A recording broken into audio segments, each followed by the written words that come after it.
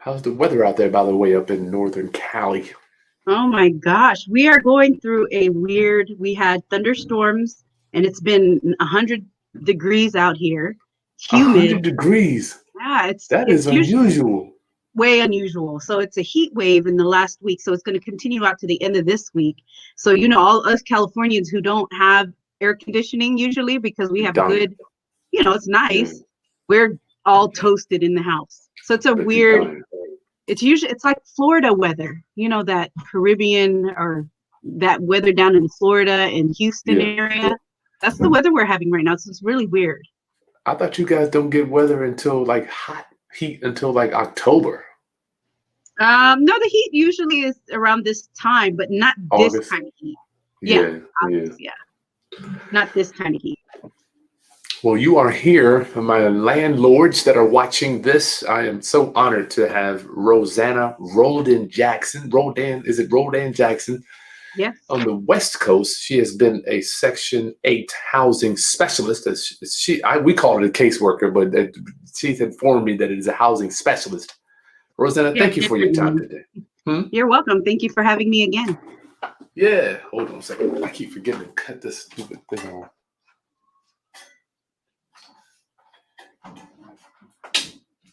There it is. So this is Roundup. I just want you to know how honored I am to be able to do. I'm working on the landlord's guide to Section 8 housing, right? So I usually do this privately with Rosanna. You're going to get a bunch of training with her in the system, right? But I'm like, you know what? Let's go live and see if there are any questions people might want to ask while I'm literally putting this course together. And we will have the landlord's guide to Section 8 housing. It is out this Labor Day, and this training will be included. My landlords, this will be included, right? So this Labor Day will be done, and Rosanna is one of the experts on here that is actually guiding me, make sure that I'm keeping all this stuff straight and on the narrow, because sometimes I can kind of go out of the gray area on this, how we make this stuff happen. Rosanna. So if you do have any questions for Rosanna, she's been doing this since 2001. Go ahead and get it in. Today's topic I wanted to talk to you about was first thing, when you're meeting with the tenant, right? How do we know what their portion is when we're starting to interface them to possibly get a Section 8 tenant into our properties? Right. Well, again, tenants are briefed at their housing authority. They are Before? informed by, yes. Well, okay. It just depends. You need to know where your tenants are. Let's just pretend that the tenants have been issued a voucher to move and they're in the search process. Mm-hmm. You'll meet a tenant or a potential tenant, a prospective tenant in different phases of their search. They could just be looking and they saw your advertisement online and just wanted to call, or you could be dealing with a family who is currently searching. So that's the one that we're going to utilize for an example. Mm-hmm. If they are currently in search mode, they've already contacted the housing authority. Housing authority has already met with them. Let me start. So we got two types of tenants, because this is important: a new tenant and a moving tenant. Let's start with the new tenant, Rosanna, because I've crossed this bridge so many times. So go ahead. I want to make sure that you have to, so we know what's the mindset of the new tenant and their portion. Go ahead. Right. So in both scenarios, both families will always be informed of what they can go out and look for. They will never be sent out to the field to look for housing and not be aware of how many bedrooms they qualify for and what the dollar amount is that they should be searching for. So both scenarios will always be informed accordingly. So But that's with a going to be the new, total amount of the lease. yes, We'll what get the to that in a landlord minute. will get, yeah, what Let's a get to that. landlord I will want get. to go ahead. I'm sorry. I'm cutting you off. Go ahead. So a new tenant, when we're talking about a new tenant, that is a tenant that has probably never leased on who's never leased on Section 8 before, came up off of their waiting list, got briefed, and met with the housing authority and was issued all the necessary paperwork to go and search for housing. They're Okay. informed. Again, right. And either way, again, they will be informed of how many bedrooms they'll qualify for and what they need to look for and how much. where to stay. It should be a range of where they need to stay in their dollar amount. And then for the total amount of the lease. Correct. What Gotcha. a Okay, landlord can receive in total from both the housing authority and the tenant. They will Gotcha. always be informed of that. Okay. In that calculation, they will know what their portion would be. But the main thing is they are informed of what they can go look for, because landlords will advertise that they want $1,500 for their 2-bedroom unit. At that point, you're not really concerned about what the tenant's portion is. You just know that you're going to get a bigger half from the housing authority. But, you know, we advise the tenants, when you're looking, you're going to see, you need to know how much where you need to stay in, because landlords are advertising the full rent. Yep, gotcha. Okay, so that's going to be a new person. How about the person that's moving from an existing place to another place? Right. So that's where you need to kind of have conversations with the tenant. The tenant also needs to have conversations with you as the landlord to let you know, well, I'm not available to move yet. I won't be available to move until 30 days because I'll still in contract with my current landlord. Yeah. So you need to know that, because you need to know as the landlord, are you ready for someone right now next week, or are you ready for someone in about 30 days, or if you're willing to wait. So that's the difference between the two. You need to know, are you willing to wait, or are you ready for someone to occupy that unit in the next 2 weeks or so? But in either case, as I was saying earlier, the families will know. They won't come to you knowing that they only qualify for $1,200, but you're actually asking for $1,600. Those families shouldn't come to you because they've already been advised your range is between $1,200 and $1,300. There should be no reason that you go and seek rental from a landlord who is asking for $1,500 or $1,600. That's $200 above what they qualify for. We'll get to that. I wrote that down there too. Oh, good. Okay. And then, so once as the landlord, you make that determination on whether or not you're going to accept this family because of timing, if they're ready now or in a month, that'll be up to you to make that decision. In my experience, you're a month out. Either way, I mean, you got to get on inspections, and you may or may not fail the inspection. I mean, nothing's immediate. Is that how it kind of has been for you too? Yes, and that's no fault. That's no fault to the tenant. Yeah. It's because the housing authorities process timing, especially now with COVID. Housing authorities are not working in the office. They are intermittently probably working from the office and from home. So you got to think about that. So I think your timing, Chris, about the 30 days is probably about right. So expect to have an inspection take place once you've agreed to go with a family about 30 days out from the time that you made that decision with them. Well, my landlords, the purpose of this training was I wanted to understand what I'm presenting from my experience. Usually I get a tenant that's moving from a place to a place. I've got an ideal tenant that I know what I'm looking for. I have an acronym that I'm training here. I've seen that. They don't necessarily know what they know what they're paying, their portion of the rent is, Rosanna. They don't know what it is at that time, what it will be when they move into how should we mentally frame that up when they're applying to move into our place?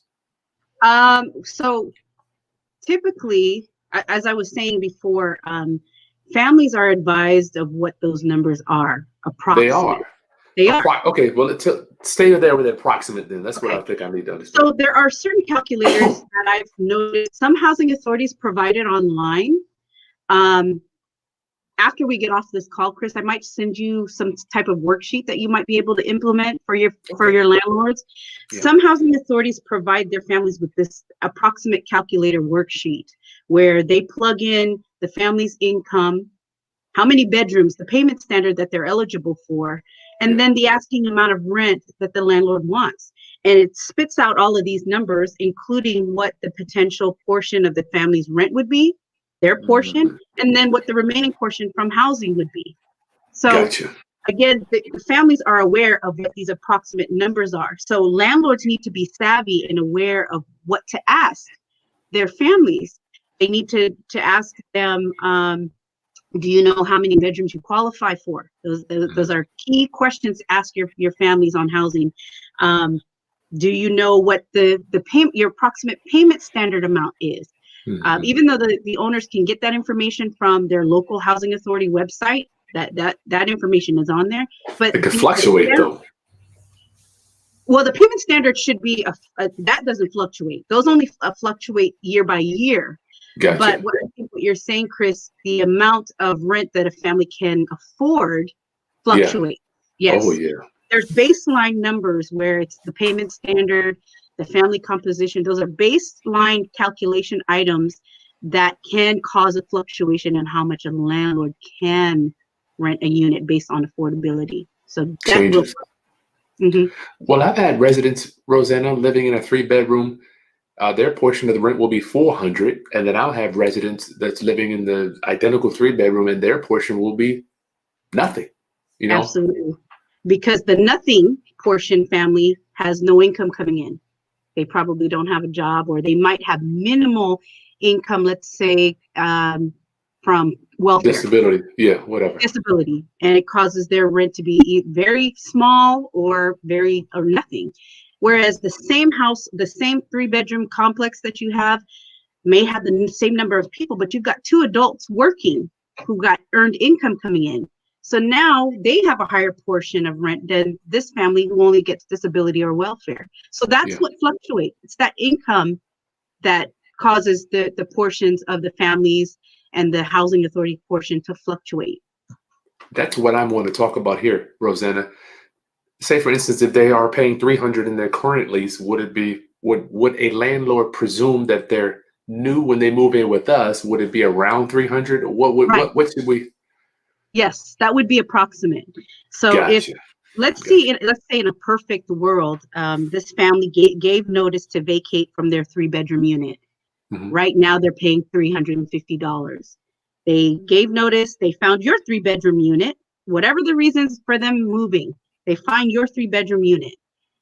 As long as the rent amount for the unit that you're renting is almost about the same from where they came out of, $300, $350 would be approximate of what their portion would be. That's been my experience. I just wanted to. I like comparing notes with you because I'm so far away from you geographically, but it's kind of the same system, you know. It is across the nation. I've noticed that. Well, we have to. We follow federal guidelines when it comes to all the calculations. That doesn't change. The only things that change are numbers and market and all of that stuff. Same thing with everything else in real estate, right? Yeah. I'm just imagining out here, I've got a 2-bedroom. It rents for $800. I can only imagine what you're getting a 2-bedroom in your area. 2 bedrooms are in the Bay Area. Well, at least where I'm at, I'm north of the Bay Area. So our 2-bedroom rents are still at $1,500. Now, if you're looking at towards like Oakland and San Francisco, it's crazy. You're looking at $3,000, $3,500 in the city. So Oakland is also about the same. It's just amazing. It is amazing. Roundup, I'm here. We are literally, this will be in the training. This video will come down. So if you have a question for Rosanna, I had a few topics as we were putting together the module. How do we know about what the Section 8 tenants portion is was the first question. And then we talked about the maximum amount of rent. What happens, Rosanna?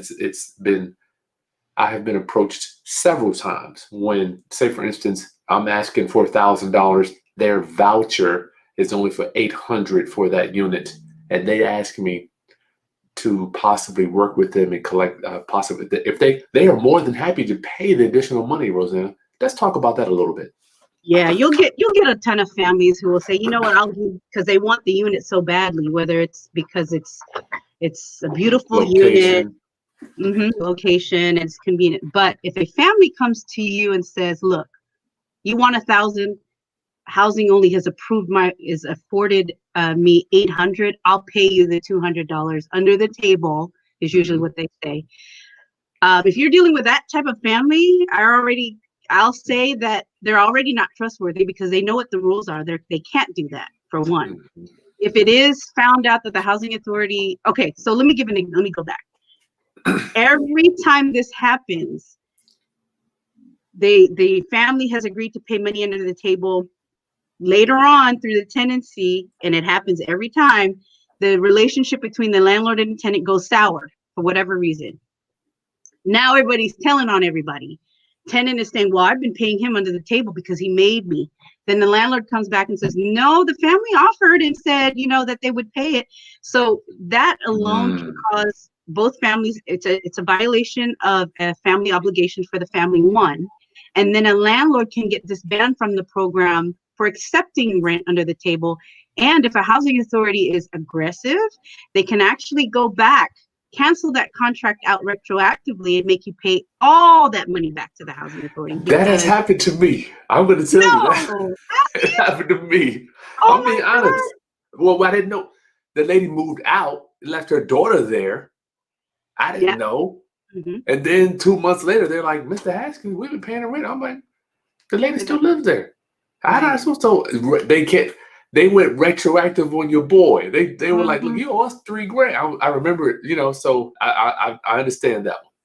That is common. That's actually a common issue with housing authorities. One person either moves out or the head of household passes away. The family isn't aware that they have to notify housing to make the proper changes. The landlord gets held accountable as well. So that's actually a common scenario. That's not defrauding the program, right? That's just something that both parties weren't quite sure what the process is. So that's a common scenario. Yeah, I want my landlords to know that they will come after you, and then if you don't pay it, then they'll just cut you off, and they'll wait 3 months as opposed to paying you. They'll make you go in the hole. Yeah. So what happens? I have heard. I've never actually had to deal with this. Can we rent a washer and dryer, Rosanna, to a tenant for $50 or something like that won't be part of the lease, or we rent them, I don't know, a parking space, something outside of the lease that will say, you know what, I know that you want to live here. The rent's $1,000. You're only approved for $800. How about I rent you a washer and dryer for $100 a month? Right. So that has to be listed on the lease agreement, that it is not included in the rent. Because remember, the housing authority is responsible for rent. We do the calculations based on rent and utilities. Now, on your lease agreement, you need to put an addendum of something stating that they're renting the garage for an additional $100 a month, but it has to be detailed on the lease agreement. Gotcha. So a common thing is that, like your example with the garage, I'm going to rent out the garage space. Now, when I say garage space, in our jurisdiction, garage space has to be a separate building. Like if it's detached, right? And then you can write up on your lease agreement that they're going to rent that detached garage space for an additional $100 a month. So that was a common way some landlords would get around that. I actually want $100. I actually want $1,200, but they're only giving me $1,100, approved $1,100. So he gets that $100 from the garage. So that was one way landlords would kind of bypass that. I might be spilling some beans a little bit here. That's one of the common ways landlords would get away with that. Well, here's the thing. I want to be transparent, and I really want to help people, because I know I had a friend that did this in Chicago. Every city and municipality is different regarding parking. Down here, ain't nobody paying for no parking space. In garage, right. I mean, we'll go get so I guess it's based on the density. Right. So San Francisco, of course, that would be, I don't know how their lease agreements look. It's probably crazy, but garage spaces, storage spaces. I would high. In New York, same thing. So I'm sure all those leases in bigger metropolitan cities look like that. Yeah, I would imagine that. I mean, how much value would a garage space be? You're talking hundreds of dollars a month. Right. That's extra $100 a month. Yeah. So my other thing was, we covered that on paint. Go ahead. No, we were just talking about negotiating. What options? That's right.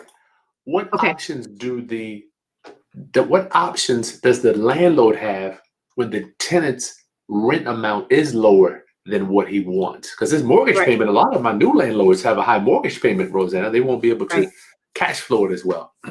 So you need to be, this is where your your tenant screening comes in.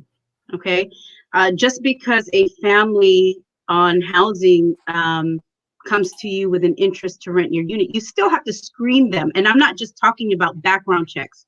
I'm talking about screening them about their housing qualifications. Are they eligible? Does their voucher state that they're eligible for that 3-bedroom unit that you have for rent? Is their income? You can assume that a family that has a double earned income household, or even let's say it's a single mom or a single dad in the household that has good income coming in, you can assume that they're probably going to meet what you want with the asking rent.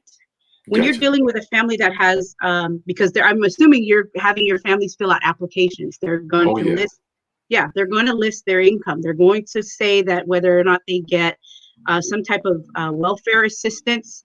They're going to state that they have a full-time job, or they're going to state that they're on Social Security or disability. If those families that have that type of income, again, you want to make sure that the income that's reported that the family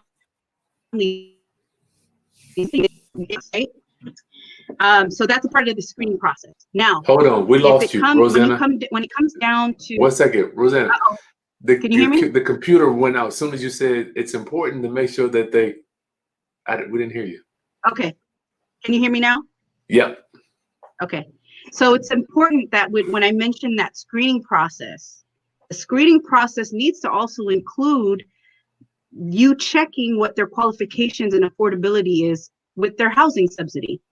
So you need to make sure that the families that are coming to you are families that have good earned income coming in, because those families with earned income are more than likely going to meet your requested rent amount. Because the more income that comes into the household, that actually will push them up higher in the rental amount. Housing authority will allow them. Yes, that's how that works. So in addition to your screening, you're screening their income as well.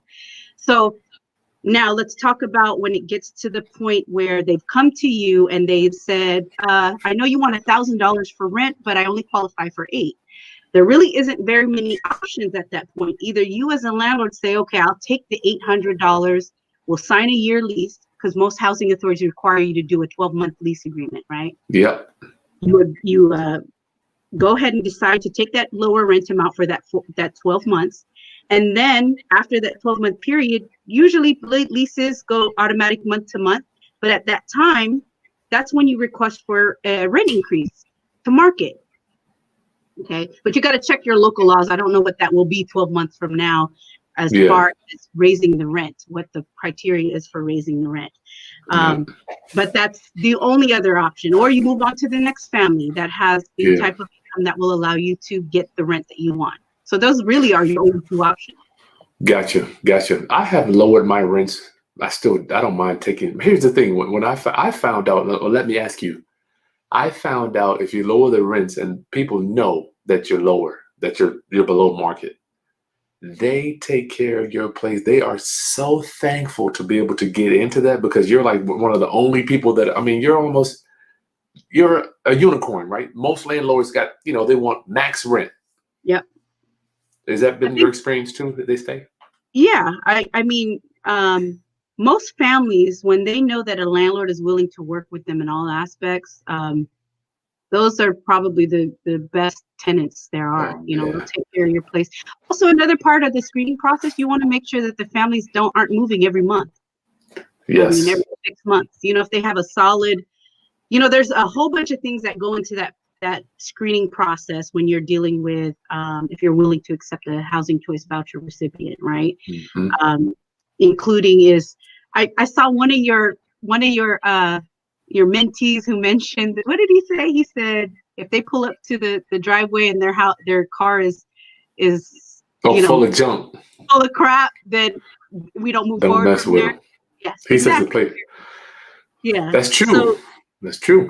You're actually interviewing them. You're taking a look at everything that you can get your eyes on. If you're doing the interview process or signing docs in their unit. I know we talked about this on a previous video. That's another way. If they allow you to go into their current home where they're Yeah. moving from. That's a Yeah. way to see. But yeah, That's so going to that be. that screening process includes all of that.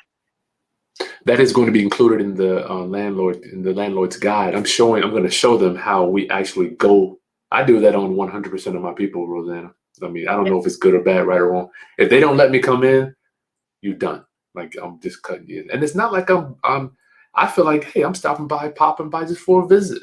Yeah. You know? But So, even if you don't get into the house, Chris, you'll see it. It'll trickle out to the driveway.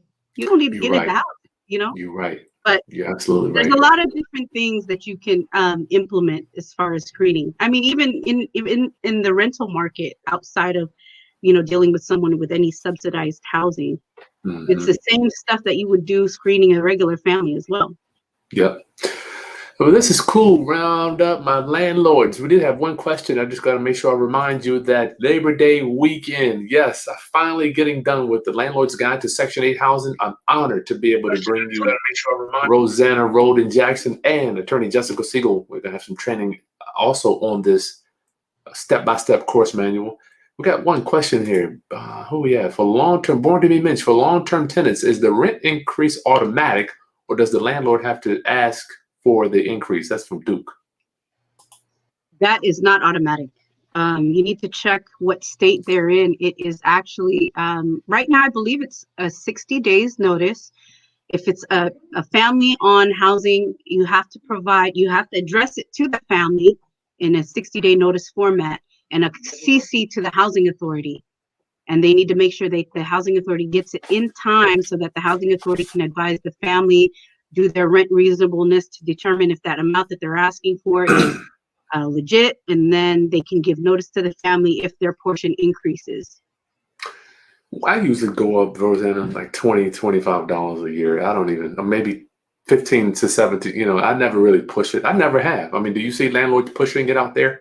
Oh my God, there was a whole moratorium that came about. There's a complex out here in Vallejo, California, where the rents were so low for decades. And it actually hit the nationwide news. And what happened was the rents were so low, they were renting at about maybe $800 per unit. Let's say they were all one bedrooms. And a new development came in and purchased the entire apartment complex, raised the rent 120%, 110 or 120%. Because market was at now 1,300, 1,400, right? So it was a whole uproar with the community, nationwide. All the newspapers were involved, social media. They ended up backing that and are going retroactive and canceling those requests out, doing a whole 10%. You can only do 10% in a 12-month given period. Yeah, so that sounds about right. That sounds about right. Man, you got some serious cutthroat entrepreneurs out there. We do. We do. Okay, so then I'm thinking about me. We get a letter every year saying, are you going to keep the tenant? Are you asking for an increase? And all I do is sign it, put it on there, and I fax mine and I mail it down there because I don't want no problems. And then we just give a copy to the tenant. The tenant usually doesn't care.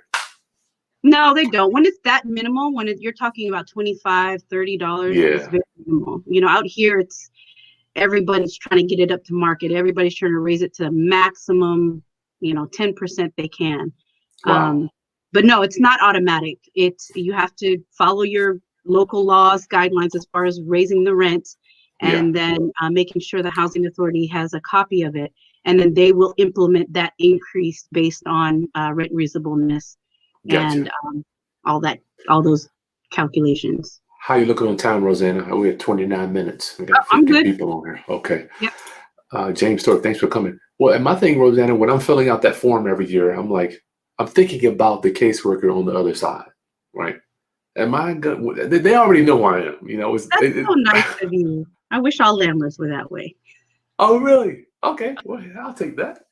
Well, I'm just thinking, like, when they see that paper come through, are they gonna make that daggone Chris Haskins? He always trying to get, I know everybody's trying to get as much money as they can. I'm like, what? No, it's why just not? paperwork. I mean, do they look? I mean, are they like, cognizant of like everybody just trying to squeeze every dollar out of everything. Because my approach is like, listen, if I'm a little below market, then I can keep over time go up as opposed to trying to max it out at the beginning. Right, and that's a strategy you use, right? So housing authorities really don't pay attention to it, especially if it's a bigger housing authority. When I say bigger, I'm talking about housing authorities that have 2,500 vouchers or bigger. There are housing authorities that have thousands and thousands of voucher holders. Wow. But when I they don't think we become, have that here. do you know how? Well, you could actually, that information is available online, but we're small. I know all. They know me because I go down there. I take them gift cards. I'm giving them Chick-fil-A, right. whatever. Yeah. Whatever. Exactly. It's the same thing in our office. But and you probably can meet somebody when you go down to the housing authority office, you're actually meeting someone face to face. Some housing authorities, it's like Fort Knox. You probably see someone behind the window, and the first thing they'll tell you is you need to have an appointment. You can't get into any housing authority at all. And then they don't even publish phone numbers or email addresses. Good. So no, usually if it's a bigger housing authority, if it comes through, we might see your name and be familiar with your name. Other than that, we don't look at anything else. We just get it done. If the numbers work and everything fits into place, we process it and it's on to the next. Gotcha. All right, my landlords, we got another question here. Make sure you sign up. If you go to there is a link in the video description that you can get on our notification list and our email list, so you'll know when the Landlord's Guide to Section 8 Housing is coming out. I'm honored to be able to work for you guys. Stefan, what some owners do, they increase the rent through HUD and the additional portion is paid by HUD. I don't know that one. I'm sorry. I thought that was a question. I know what he's saying. He's saying that sometimes when a rent increase comes through, all of that increase may fall on the housing authority. Oh yeah, that's true. On their not always, right? Not always will the family's portion of rent increase all the time. The housing authority may end up getting that. It just all depends on how the calculations work. If the rent is already under the payment standard, through the years, payment standards will increase. Housing authorities will raise those payment standards based on fair market rents.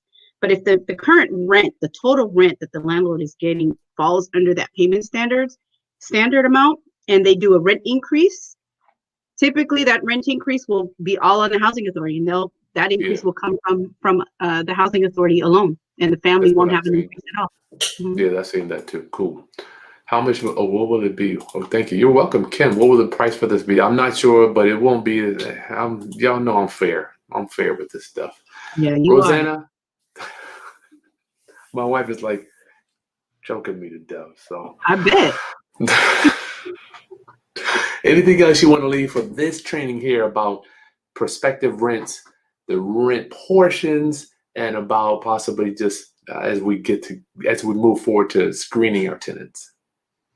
Just screening mainly in all aspects of this whole thing, screening your tenants. And like I said earlier, not just with their background, you're checking to make sure that 3-bedroom unit you have is comparable to what they've been afforded by the housing authority. So all of that is documented. They'll have paperwork to show you. So there won't be anything that's blind to a landlord. The only question the landlord might have is, okay, well, how does this process work? But a landlord, if will be able to see with all the paperwork that the family provides, it's all there. They won't have any questions about affordability and all of that. They'll be given that information from the family. Well, now that they have this, now that they have this course, I mean, everything. Because for me, I had so many. I just remember back in 2007, Rosa, and I'm like, what in the hell do you do? And obviously you could obviously figure it out on your own. Right. Yeah, you can, but it's also good to have other investors show other investors or landlords that Section 8 is, especially with COVID right now, right? A lot of tenants aren't paying rent. This has covered a lot of landlords throughout the nation with their mortgage payments because housing authorities are making adjustments to family who are losing their jobs, and then most of the rent. So go ahead. No, that's all I was saying. It's definitely a good program to be on. Well, I guess the reason I'm doing this, Rosanna, I meet so many people in my passings and just travels. They are so against doing a housing choice voucher, and I feel like the Warren Buffetts of the world, like when there's fire, when there's smoke, run to the fire. The Warren Buffetts go to the problem. And I want my people to know, don't believe the hype, don't Right. believe this craziness. This is where Right. wealth is. Yep, it is. Absolutely right. And I'm in it. I've dealt with it. I've seen the other side of it for the last 20 years. I'm just now on the other side of as an investor who is flocking towards that side of having tenants who are on subsidized housing. So wow. So you're doing it. You're working it. Wow. You're getting the rents. So we got to interview you on that, Rosanna. How you thought about that and how that's mentally coming together? Can we maybe share with it? Not now, but I mean, would you care to share that too? Well, that's why I was mentioning to you, I'm investing into Sacramento, other cities outside of where I work, because it's a conflict of interest if I invest in properties. Gotcha. Well, I can invest in properties in the city where I work, but I just can't rent to anyone on housing. Yeah. So I have to take it outside. I bet that'd be an interesting story. You're going to document some of that stuff, no doubt. Sure. I'll put it. It's mentally documented. All right. Okay, so guys, this Labor Day round, I don't want to hold you up, Rosanna. Let's see if I got any questions here. I'm good for time right now. If we have okay, no other questions. Yep, that's it. Okay, so this has been the training here. You'll move on to you'll watch this one here. This is going to be for the screening portion. The screening portion, if you notice, is going to be huge based on the other parts of it. But this, man, I'm telling you, the screening process, you have to be diligent. I guess I'll let Rosanna chime in on that also. Yeah, absolutely. I mean, I just talked about it a minute ago, is that screening. The Housing Authority we don't do screen, we do a background check. Okay, so we're checking for lifetime registered sex offenders. Those folks aren't eligible for the program at all. If you were ever convicted of the production or sale of meth in a federally funded housing unit, and you're out, you wouldn't be eligible for assistance. Now we take a look at case-by-case basis with felonies, convictions and all of that, because if it's violent criminal activity, more than likely you won't be eligible as well. This is all done when the family is coming up from the program. Say they've been on the waiting list, we have opening slots for them to receive voucher assistance now. So we're doing a background check then. When families are also, the only other time they do a soft, I forget what it's called, I guess it's a soft background check, is if a family is porting from one jurisdiction to another. So it's not a full background check like we do it at their initial eligibility, but we're checking. But we're not checking for whether or not they were paying their rent with the last landlord. We're not checking to see how many 3-day notices they have. That's up to the landlords to make sure that they're screening. So that's just some FYI stuff of the type of background. Because a common thing that I've heard landlords say is that, they can't be on the program if they're good people, or not good people. That's the wrong terminology. But if they've never done anything wrong, right? Yeah. You don't know if you've paid. We're not the landlords. All we do is pay a portion of their rent, assist them through that. Background checks and all that stuff is based on the landlord. And you're not going to tell us if they are clean, are you, Rosanna? No, we will. Well, one, they won't be on the program, but two, we won't tell you. We will not inform you of their background. Mm-hmm. Lord, I'm moving people in. Good Lord, you don't see that. I gave you those horror stories in the course. I'm not even going to get into it. Born to Bench has a quick question. What comments, Rosanna, can you give a landlord that wants to provide housing to the handicapped? Did you guys deal with that at all? Absolutely. The most common one is a person who needs handrails, or let's say they need a ramp. A landlord must do it, but they can get the compensation from the family, and the family will have to be able to put that unit back to the way it was prior to those adjustments. I don't know if Nice. that was what he was saying, but yes, a landlord has to accommodate a person with a disability, whether it is the grab bars in the bathroom, the ramps, anything that will make it easily accessible for a disabled person. Now, that's if they're already in the unit and let's say they become disabled during that time, Mhm. or if you're wanting to rent to someone who has a disability and you're willing to make those adjustments, that's all up to you. But you Yeah. can collect that fee from the family. Nice. That's cool. Well, Mm-hmm. that's the only question. That's all we got left. Was there one in there? Oh, Oh, you okay. kept it easy today. This is so disingenuous. Wow. Tarot using I don't know, prostituting and checking. Oh, okay. I guess somebody's blowing up somebody on here. Y'all are blowing up. Woo, they tell it. Yeah, that's y'all gotta look at that. I'm not gonna bring that on. Put that in the comments. I guess. Anyway, well, I guess this one was for me. Sometimes we have a boyfriend living in there, and then once again, I want to be completely transparent. Yeah, you can be It's transparent. That's the most common. You always stuff you got to got. deal with.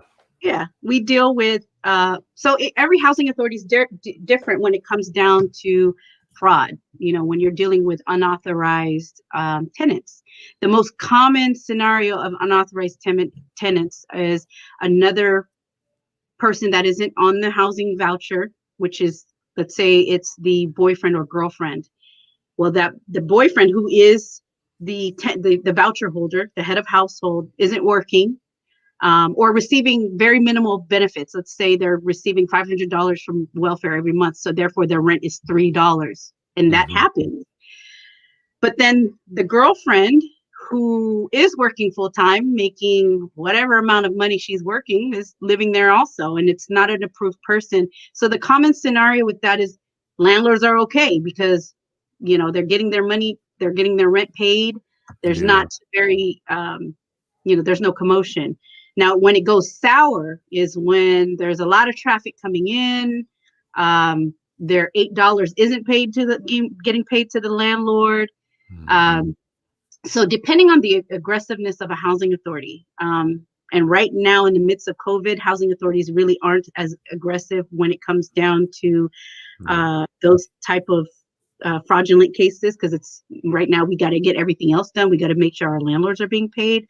But if a housing authority is aggressive, and I know a few, they will drive to the property. They will check to make sure whose cars are out there during your inspections, because folks, you'll have inspections, whether it's annually or biannually, they'll have regular inspections.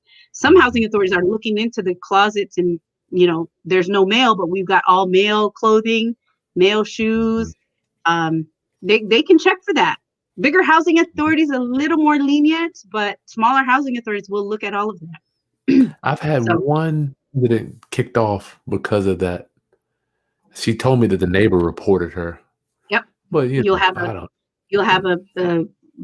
neighbor that you had conflict with, and are ready to pick up that phone and make an allegation or put it in writing. We have that a lot. People put anonymous letters in writing about he's been there, mail goes there, his car's parked there overnight, or her kids are always over there. So those are common things throughout the nation. Housing authorities have issues with. All right, let's get out of here. Rosanna Roldan Jackson, Section 8 housing specialist / caseworker since 2001. You're like a walking dictionary. I mean, just thank you so much for. I inspect homes too. Don't forget inspectors. That's right. Right. Inspector. I can't believe they don't do that here. You got the inspectors, and then you have the caseworkers. They don't even. They used to not even be in the same building. Yeah, we used to be that way. We used to have a whole inspection department, and then we consolidated the job duties. And now I'm not just sitting behind a desk anymore. I got to put my tennis shoes on and tie my hair up and get out on the field. Wow. Interesting stuff. Okay, make sure you go down to the video description on my roundup, my landlords.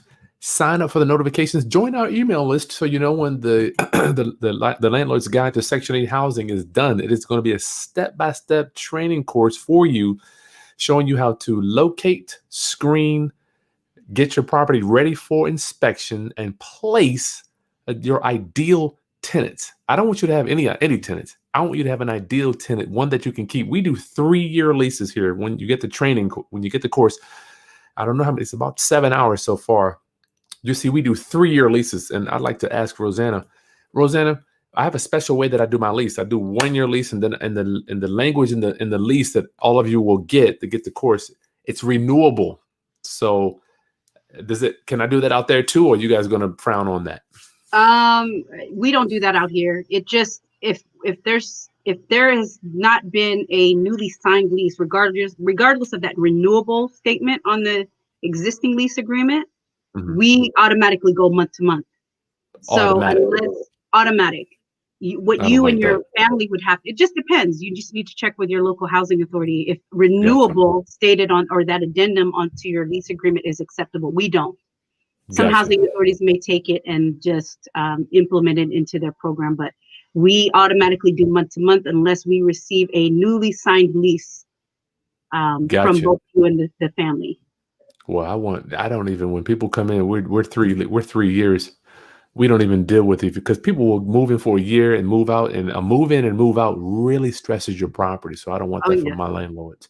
Right. Nate, I was told that once that a Section 8 tenant broke something in the house and told housing authority that the homeowner did not fix it. Oh yeah. So the Section 8 tenant did not have to pay rent for months. Is that true, Rosanna? Okay. So what he's talking about is the property was got abated. Their housing assistance payment, their portion from the housing authority, went into abatement. What that means is when we go out to do an inspection and there is damage on something that is hazardous, let's say the door jamb is messed up, and the reason why it's messed up is because the tenant caused it. Yeah. Well, the housing authority will write the letter saying the door jamb needs to be fixed. The most common reason why an abatement takes place is because the landlord and tenant cannot come to an agreement about who's going to get it fixed. Landlord says, well, the tenant made that, caused that door jamb to whatever, it's broken. Yeah. The tenant says, no, but it's your job to fix it, so you fix it. And the landlord doesn't want to pay the money to get it fixed. So the housing authority comes back out to check if the door jamb has been fixed, and it hasn't. So then the housing authority says, okay, you've got 15 days to finally get this done, or we're going to abate the payment. And that means the payment from the housing authority is going to cease until that is corrected. That does not mean the family has to stop paying their portion. The family is still responsible to pay their portion if that isn't fixed. I'm assuming that's what he means. Yep. But what happens is landlords aren't familiar with that. So they don't know. A tenant, I'm not saying they do this on purpose, but a tenant can make that situation into their favor and say, well, no, you need to get that fixed. And if you don't get it fixed, I'm not going to pay you. Well, what happens is if after that 15 days, the housing authority says, okay, you still haven't gotten it fixed, they will cancel the contract altogether. And then that tenant that is still in that unit, you're responsible to handle that tenant, evict them, do whatever. But yeah, they will cancel if that whatever that item isn't fixed, they can cancel the contract, I think, after 30 days. I think they're real flexible with you. I've failed, obviously, dozens of these inspections based on something that needed to be fixed. I think they are very willing to help landlords get things fixed, and they're very reasonable, in my opinion. Absolutely. Our funding comes from the landlords.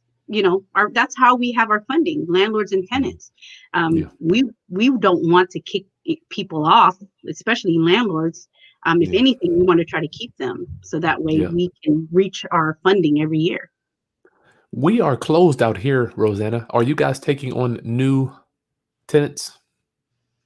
We are accepting tenants. Most of California is there isn't any housing authority out this way that I've heard of that has ceased taking any families. Gotcha. Most housing authorities will take a family, but there's this internal thing where even if they're at their max, the housing authority will still take the person in, but they'll be billing the other housing authority wherever they came from. That's an internal thing. That it should. So you're already on there, though. Yeah. I'm talking about new people coming into the people that don't have a voucher and they're trying to come in. Right. Yes. No. Our we're closed. We have thousands of people on the waiting list right now that we're trying to clean up and go through. But yeah, we're at our max. We're probably going to open the waiting list again, but only to get on the waiting list, not to actually issue vouchers to families just yet. Wow. Yeah. I wanted to just make sure I highlighted that. Yeah, so that's how that works. When you see advertisements on social media or wherever it is saying that the housing authority is accepting applications, typically what that means is that they're going to take applications on a week time frame, like Monday through Friday between 8 and 10. And all those people that apply, they're only going to get into a pool of the waiting list. And those people in that pool may not even be called for another 5 to 10 years, depending on the housing authority. So we've had people who signed up in 2016.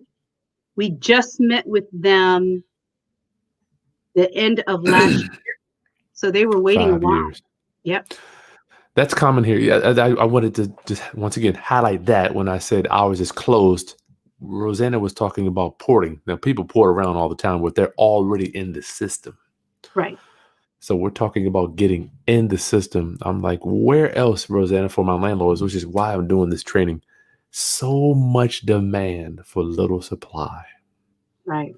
It's just, so that's why I was saying earlier is that a lot of landlords, this is the way to go when it comes down to, sure, you have to meet certain guidelines and you have yearly or biannual inspections. And, you know, those are small things to make sure that the bigger chunk of your mortgage is getting paid from someone on subsidy. So not only that, my thing is if you're a new landlord, and you know, for all my new landlords, if you don't want to do the inspections, I would recommend, I want to ask Rosanna, those inspections will actually help you to be a good steward of your property and the upkeep of it. Rosanna, would you say? Absolutely right. And housing authorities inspection, which is housing quality standards, is almost the bare minimum. I mean, we need to make sure that all the smoke detectors and carbon monoxides are working properly, and that your hot water heater is strapped appropriately, and that the flue, all that good stuff is bare stuff. Your window locking mechanisms are all functioning properly, so that way, you know, kids aren't falling out of windows. Yep. That doors are locked properly. That's it. You know, I mean, it's not crazy. You wouldn't want your tenant living in a substandard unit anyway. So, but Nope, like you said, Chris, it's a good starting point to get your house into a good rental status. Yeah. Because for me, I know I didn't know what I needed to fix when I was starting out. And so they'll come out and be like, look, fix, boo, boo, boo, fix all this stuff. And it was good for me and it's good for the tenant too. Right. But even then, they also provide you with a pre-inspection checklist that I think we worked on. Yeah, yep. Thank you. Yeah. That thing. Oh, Lord. You know, it seems like a lot, but I'm like, you got to cover it all, Rosanna. You do. You got to cover it all. You do. Because you guys are coming in there and I'm presuming you're not really, you have so many out there, you don't remember. Like the inspectors know me when they show up. I'm telling you, they treat me, they check 1 or 2 windows. I'm not trying to blow them up, but they know that all the windows are working already. They'll check a few of them. Yeah.